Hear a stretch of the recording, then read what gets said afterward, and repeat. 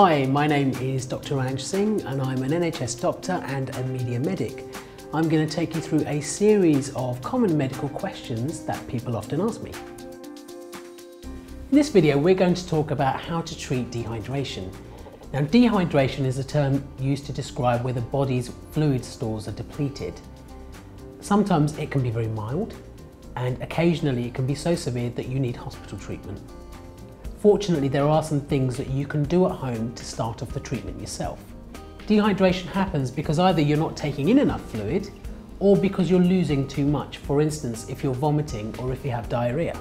Warning signs in adults include feeling thirsty or lightheaded, passing dark urine or not passing very much urine. Warning signs in children include a sunken fontanelle or soft spot, lethargy, tiredness, not passing very much urine or less wet nappies, and reduced tears or sunken eyes. Treatment of dehydration not only involves replacing the fluid that you've lost, but it's also important to replace the salt and sugar that goes with it.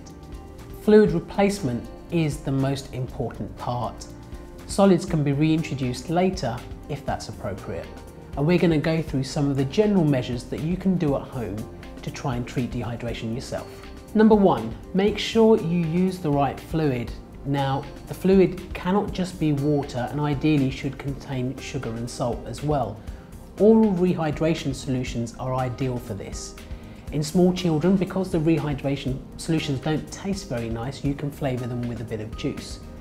If your dehydration isn't that bad and you're able to drink and eat, then you could have sips of sugary fluid and have salty snacks as well. If you have something like vomiting, it may be a good idea to try and drink small amounts frequently. For instance, in a child, you may start off with 5 mils of fluid every 5 minutes and build that up over the course of 24 hours as they tolerate it.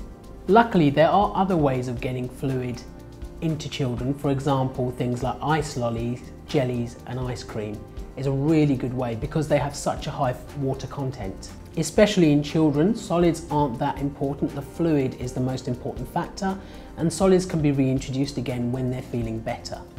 If you are dehydrated, it's always a good idea to avoid caffeinated or alcoholic drinks because they have the potential to make you more dehydrated. It's important to know when to seek help in dehydration.